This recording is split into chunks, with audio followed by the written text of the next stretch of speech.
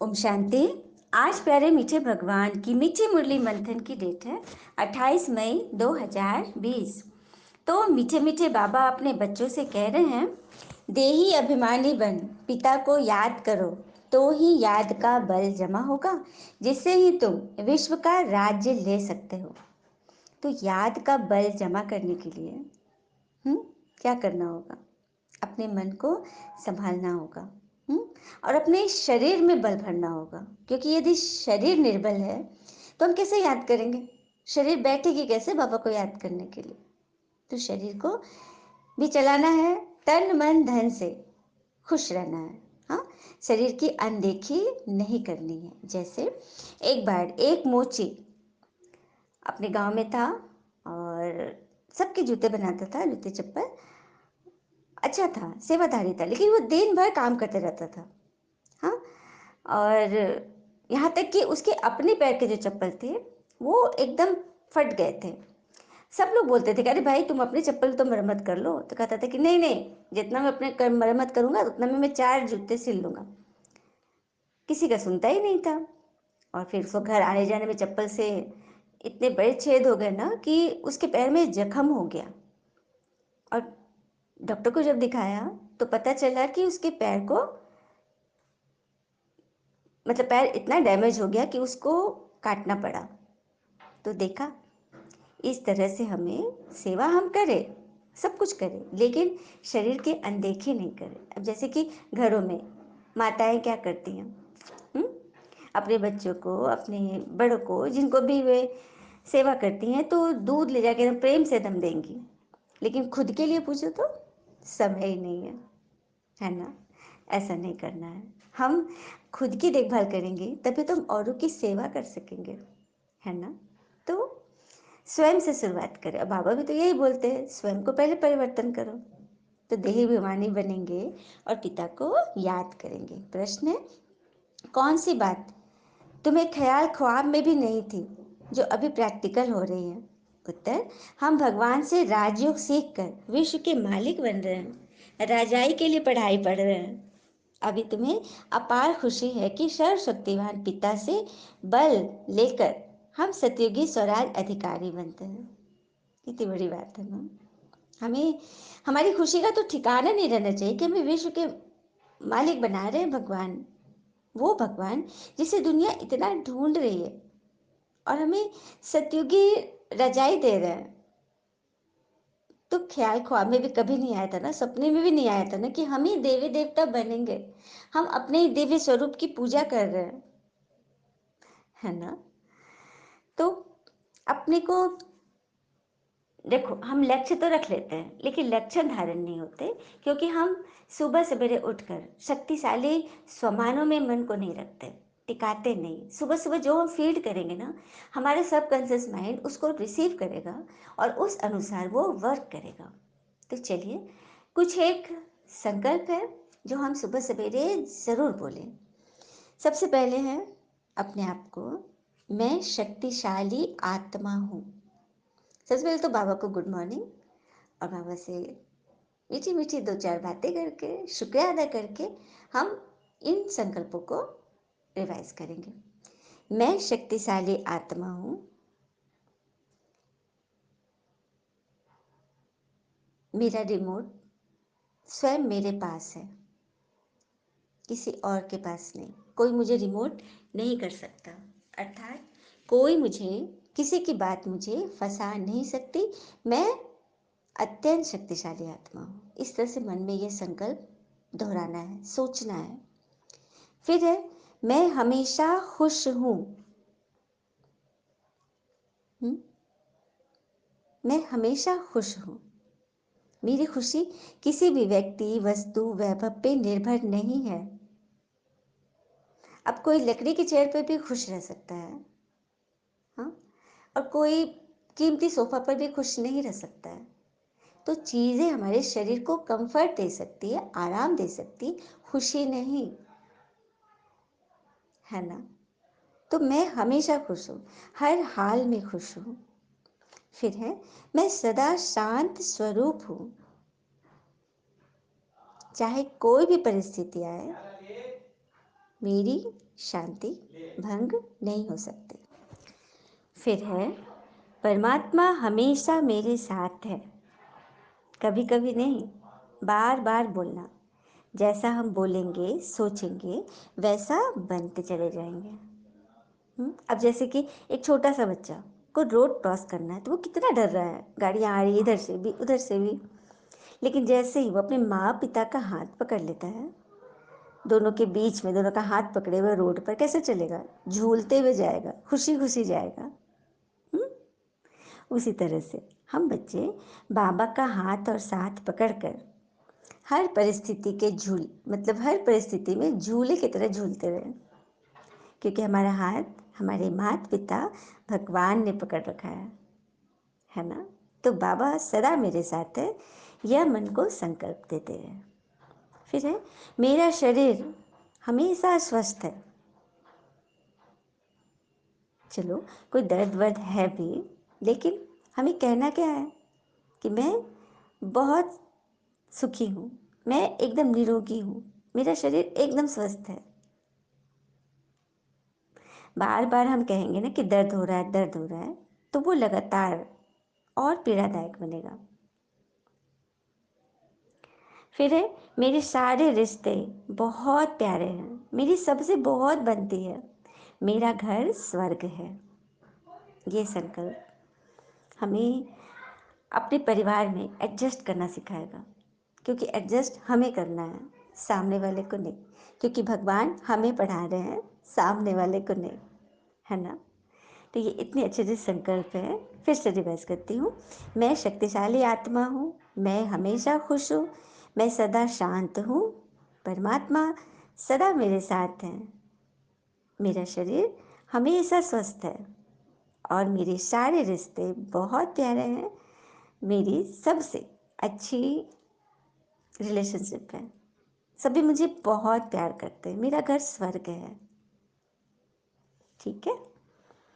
ओम शांति। ज्ञान दान उन्हों को करना चाहिए जो देह अभिमानी बन पिता की याद में बैठते हैं। अगर याद में नहीं तो टीचर कहला नहीं सकते। बाबा देखो निमित्त आत्मा के लिए कह रहे हैं कि ज्ञान दान वे ही कर सकते हैं जो देह अभिमानी बन पिता की याद में रहते हैं। याद नहीं तो टीचर कहलाने लायक नहीं है, क्योंकि याद में शक्ति है, ज्ञान में नहीं। इसको ही कहा जाता है याद का बल, योग बल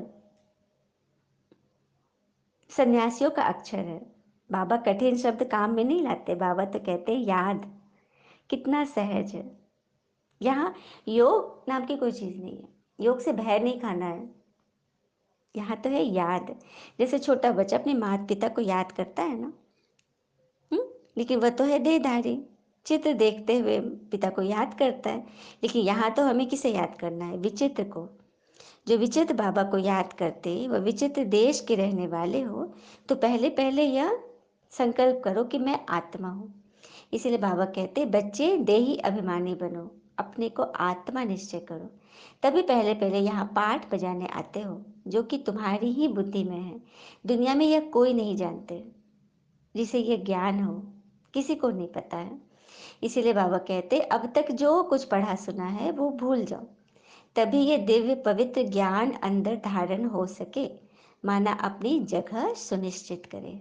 देखा बाबा ने कह दिया ना, पहले पहले अपने को आत्मा निश्चय करो कि मैं आत्मा परमात्मा की संतान, परमात्मा की संरक्षण में हूँ, शरणागति हो गई हूँ। अब भगवान जो बोलते हैं श्रीमत में मुझे 100% फॉलो करना ही है। अब हम कितना कर रहे हैं वो हमारे ऊपर है। फिर बाबा कहते कि अभी तुम श्रीमत पर अपना राज्य लेने की विधि, वापस लेने की विधि सीख रहे हो। वहां लक्ष्मी नारायण का अद्वैत राज्य था, दो नहीं थे। दो नहीं थे जो ताली बजती। अच्छा ताली कैसे बजती है, एक हाथ से ताली बजती क्या? अब किसी से झगड़ा हो गया तो एक ने मुंह की ताली बजाई, दूसरे ने सहयोग दिया, तभी तो जोर से आवाज हुई ना। तो ये बाबा कह रहे कि वहां ताली नहीं बजती है। तुम बच्चे को ही मैं देवता बनाकर देवलोक भेज देता हूँ, फिर तुम नीचे गिरते गिरते द्वैत से दैत्य बन जाते हो रावण द्वारा। कितनी बड़ी बात है ना। हम पहले अद्वैत थे, एक धर्म, एक भाषा, एक मत। फिर गिरते गिरते द्वैत हो गए, अनेक हो गए, अब द्वैत से इतना गिर गए कि दैत्य रूपी हो गए, आसुरी बुद्धि बन गई हमारी रावण द्वारा। हम्म? तुमको विश्व का राज सिर्फ योग बल से ही मिला था, अब फिर से मिल रहा है। मैं कल्प कल्प आता हूँ सिर्फ याद के बल से, बाकी पढ़ाई में ही बल है। बाबा कह रहे हैं कि कल्प कल्प तुम्हें मिलता है, यह राजाई कल्प कल्प तुम्हें मिलता है याद के बल से। हम्म? जैसे बैरिस्टर डॉक्टर आदि पढ़कर तो ऐसा बनते हैं ना, तो वह तो एक जन्म पाई पैसे का बल हुआ, पर तुम तो पूरे विश्व के अधिकारी बन जाते हो, जिसकी तुलना किसी से भी नहीं की जा सकती। बाबा कह रहे कि जैसे दुनिया में भी बैरिस्टर डॉक्टर इंजीनियर आदि पढ़ाई पढ़ते हैं, तो पढ़ाई का बल है, लेकिन कितना, सिर्फ इस एक जन्म, मतलब बाबा कहते हैं पाई पैसे का।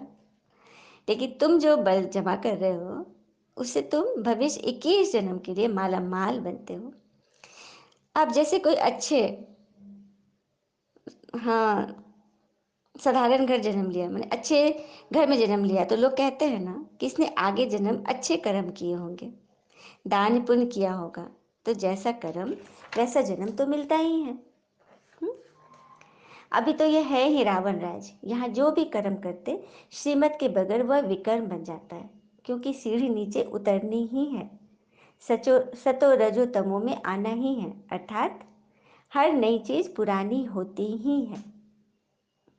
कहते हैं ना कि दो चीजों की संभावना ज्ञान में आने से होती है, क्योंकि ज्ञान आने के साथ साथ अभिमान भी आ जाता है,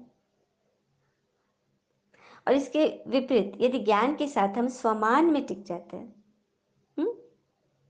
हम ईश्वर के प्रति प्रेम जगा लेते हैं, तब हम चढ़ती कला में रहेंगे। कभी नहीं सोचेंगे ज्ञान हम दान कर रहे हैं, मैंने किया, नहीं। और कहते भी ना कि भक्ति के दो पुत्र हैं, ज्ञान और वैराग्य। ज्ञान जब अच्छी रीति अंदर आएगा, तो इन फालतू बातों से, व्यर्थ बातों से वैराग्य हो जाएगा, इन्स एंड आउट, विकर्मों से वैराग्य हो जाएगा, अपनी कमी कमजोरियों से वैराग्य होगा। तो इसके लिए हमें रात में सोने के समय विटामिन टी की गोली लेनी है। हमने ABCDEF सब सुने थे, विटामिन टी कौन सी गोली है? यह वह गोली है जो हम रात में सोने के समय एक तो सारा रिपोर्ट बाबा को दे, ऐसे ऐसे हुआ, और फिर अंतिम में भगवान का थैंक्स कहे कि आपने जो मुझे इतना सुंदर जीवन दिया, इतना अच्छा घर वर दिया, इसके लिए बाबा आपका दिल से शुक्रिया, थैंक यू। तो इसी थैंक यू का ये टी है, विटामिन टी की गोली, जो नित्य प्रतिदिन खाएंगे वह सुख शांति समृद्धि से भरपूर होते जाएंगे, क्योंकि ईश्वर की धन्यवादी में ही सारा हमारा विस्तार छिपा है सफलता का। फिर बाबा कहते रावण को हर वर्ष जलाते हो तो दुश्मन है ना, क्यों जलाते हो यह कोई नहीं जानते। यह बातें सिर्फ तुम्हारी बुद्धि में है कि कैसे भगवान हमें भ्रष्टाचारी से श्रेष्ठाचारी बनाते हैं पढ़ाकर। तो कितनी खुशी रहनी चाहिए, जैसे कोई नामी ग्रामी, हाँ, VIP के बच्चे स्कूल में पढ़ेंगे तो कितना गर्व से बोलेगा ना कि मैं तो फलाने स्कूल में पढ़ता हूँ, या फलाने का मैं बच्चा हूँ, कितना गर्व से बोलेगा। जबकि स्कूलों में तो कॉमन टीचर होते हैं, पर यहाँ तो स्वयं भगवान बैठ पढ़ा रहे हैं, और जिस पढ़ाई से इतना ऊंच पद मिलता है, तो उनको कितना अच्छा, उन बच्चों को कितना अच्छे से पढ़ना चाहिए। बहुत इजी है, बस सुबह योग थोड़ा सा समय देकर बैठो, योग करके वो फिर काम धंधा करते इसके रिवीजन करते रहो बड़े प्रेम से। कई बच्चे कहते हैं कि बाबा आप हमको पढ़ाने आए हो, तो हमें अभी मालूम पड़ा है कि आप पूरे 5000 वर्ष के बाद आकर हमें पढ़ाते हो। बाकी और सत्संगों में तो जितने मन उतने घुस पड़ते हैं भीड़ देखते हुए, लेकिन यहाँ तो कोई भीड़ होनी ही नहीं है। यहाँ तो वही आएंगे जो सिलेक्टेड है, जहाँ बस, और सत्संगों में गीता रामायण की कथा सुनते हुए खुशी में नाचते हैं और आंसू भी बहाते कई तो यह सब तो है सब भक्ति की रस्म रिवाज, क्योंकि वे रचता और रचना को जानते ही नहीं। अभी तुम बच्चे जानते हो ना कि हम युद्ध के मैदान में हैं, भगवान ही कल्प कल्प आकर हमें माया पर जीत पहनाते हैं। मूल बात ही है पावन बनने की, जो कभी पतित बने हैं विकारों से। तो पवित्र ब्राह्मण बनेंगे जो, वही फिर देवी देवता धर्म में आएंगे। लेकिन तुम ब्राह्मणों में भी नंबरवार है। जैसे समय पर जो परवाने आते हैं, कोई तो जल मरते हैं, कोई फेरी पहनकर चले जाते हैं। उसी तरह यहाँ भी कोई तो सुनकर अच्छा अच्छा कहकर चले जाते, फिर लौट कर भी नहीं आते। वह कोई तो एकदम से फिदा हो जाते हैं। तभी तो गीता में भी लिखा है ना, सर्वधर्मानि परित्यज्य मामेकम शरणम रज। अर्थात देह के सभी धर्म छोड़कर मुझे याद करो तो मैं तुम्हें सर्व पापों से मुक्त कर दूंगा। देह के सभी धर्म अर्थात विकार, काम क्रोध लोभ मोह अहंकार ईर्ष्या आलस राग द्वेष को छोड़ना है ईश्वर के शरणागति बनने के लिए। फिर बाबा कह रहे अभी तुम बच्चे जानते हो हम सबसे साहूकार बनते हैं तो कितनी खुशी रहनी चाहिए। तुम सभी पहले रफ खुरदरे पत्थर थे, अभी बाबा धार पर चढ़ा रहे हैं मूल्यवान बनाने के लिए। क्योंकि बाबा जौहरी भी है ना, तो यह सत्य का संग कल्प कल्प में एक ही बार लगता है, बाकी सब है झूठे संग। तभी तो बाबा कहते hear no evil see no evil. जहाँ बैठे हो हमारी वह आत्मा परमात्मा की ग्लानि करते रहते हैं। बाबा कह रहे हैं कि मेरी तो ग्लानि होती है, साथ में तुम्हारी भी होती है। सबसे जास्ती ग्लानि बाबा की किस रूप में होती है? ईश्वर को सर्वव्यापी करके, कि भगवान यदि हर एक आत्मा के अंदर है तो फिर वो गलत कर्म कैसे कर रहा है? बाबा की है ना ग्लानि, कितनी बड़ी ग्लानि कि बाबा पत्थर ठिक्कर में है ना। तो इस पर हमें चिंतन करना है और आत्माओं को समझानी है कि अब तो इस जो हिसाब चढ़ा रहे हैं ईश्वर की ग्लानि कर कर, उससे तो बच जाए। फिर बाबा कह रहे यह है तुम्हारी ईश्वरीय मिशन, जहाँ तुम पत्थर बुद्धि से पारस बुद्धि बनते हो। जो ही धर्म के होंगे वो आ जाएंगे। तो संगम का चित्र दिखाओ, एक तरफ है सतयुग, दूसरी तरफ है कलयुग। मतलब एक तरफ स्वर्ग का गेट दिखा रहे हैं, दूसरी तरफ नरक है जिसे तुम अपने पैरों से ढकेल रहे हो। और लास्ट में संगम युग, जिसमें ही आत्मा पुरुषोत्तम बनती है भगवान के आने पर। तो बच्चों को सर्विस का शौक रहना चाहिए कि कैसे भी करके गरीबों का उद्धार कर उनको स्वर्ग का मालिक बनाए। गरीबों, 4 तरह के गरीब बाबा ने डिफाइन किया है ना, मन से, तन से, जन से, धन से। अब हम किस कैटेगरी में हैं, अपनी चेकिंग करें और अपने आप को गरीब निवाज का बच्चा माने। अच्छा, मीठे मीठे बच्चों प्रति भगवान की नमस्ते। हम बच्चों की भी प्यारे शिव पिता को नमस्ते। और बाबा दिल से सभी आत्माओं की तरफ से आपको very very very good morning. धारणा के लिए मुख्य सार है, पहली पॉइंट, अपने आप को देखना है कि हम श्री लक्ष्मी नारायण के समान बन सकते हैं। हमारे में कोई विकार तो नहीं, फेरी लगाने वाले परवाने हैं या फिदा होने वाले, ऐसे कोई मैनर्स तो नहीं जो भगवान की आबरू जाए। बाबा ने कितनी बड़ी बात बोल दी ना। हमें अपने आप की सुधार करनी ही है। यदि हमें मंथन अच्छा लगता है, भगवान में निश्चय या ज्ञान हमें अच्छा लगता है, तो हमें नियम को मानना ही पड़ेगा, अपनी मैनर सुधारने ही है, ताकि हमारे ईश्वर, हमारे बाबा की आबरू न जाए। क्योंकि घर परिवार में कोई यदि हमें देखेगा क्रोध करते, हाँ लोभ रखते, ईर्ष्या करते, चिड़चिड़ करते, तो क्या कहेंगे कि यही तुम्हारे बाबा पढ़ाते हैं, यही पढ़ाते हैं तुम्हें। ऐसे ऐसे बोल हमें नहीं सुनने, न सुनवाने, कोई न बोले ऐसे। दूसरी पॉइंट है, अथाह खुशी में रहने के लिए सुबह सवेरे बड़े प्रेम से बाबा को याद करना है और पढ़ाई पढ़नी है। भगवान हमें पढ़ाकर पुरुषोत्तम बना रहे हैं। हम संगम योगी हैं, इस नशे में रहना है। संगम योगी अर्थात ईश्वर के साथ हमारा मेल हो गया है, परमात्मा आत्मा का महामिलन हो गया है, भगवान ने हमारा हाथ पकड़ लिया है। क्या ये नशे के लिए काफी नहीं है? खुशी बराबर बने रहने के लिए। अच्छा, बाबा ने फिर वरदान दिया, आत्मिक शक्ति को हर कर्म में यूज करने वाले युक्ति युक्त जीवन मुक्त भव। इसकी डिटेल है, इस ब्राह्मण जीवन की विशेषता ही है आत्मीयता। इस शक्ति से ही स्वयं को व सर्व को परिवर्तन कर सकते हैं। इस शक्ति से ही अनेक प्रकार के शारीरिक बंधनों से मुक्ति मिलती है। लेकिन युक्ति युक्त बनकर हर कर्म में लूज होने के बजाय आत्मिक शक्ति को यूज करो। क्या कह रहे हैं बाबा? ब्राह्मण जीवन की विशेषता ही है आत्मिकता, अपने आत्मा के गुणों में टिकना। उस शक्ति से हम स्वयं को परिवर्तन कर सकते हैं, तो सर्व को भी। अनेक प्रकार के शारीरिक बंधन से भी मुक्त हो सकते हैं, लेकिन युक्ति युक्त बनकर पहले स्वीकार करना है आत्माओं को। हर कर्म में लूज नहीं होना, ढीला ढाला नहीं रहना है, बल्कि आत्मिक शक्ति को वहां यूज करना है। समझना है कि मैं आत्मा इस शरीर द्वारा यह कर्म कर रही हूं। शरीर तो परवश है ना, इसके साथ कुछ भी हो रहा है, लेकिन हम मन बुद्धि से भगवान में टिके रहें। ईश्वर को यह निश्चय दिलाए कि परमात्मा मैं तुम्हारी हूं। आगे जो हो रहा है वो ड्रामा का पार्ट है, मुझे खिटपिट नहीं करनी है ना। फिर मन वचन कर्म तीनों ही सेवा साथ साथ चले, तभी आत्मिक स्थिति का अनुभव करेंगे।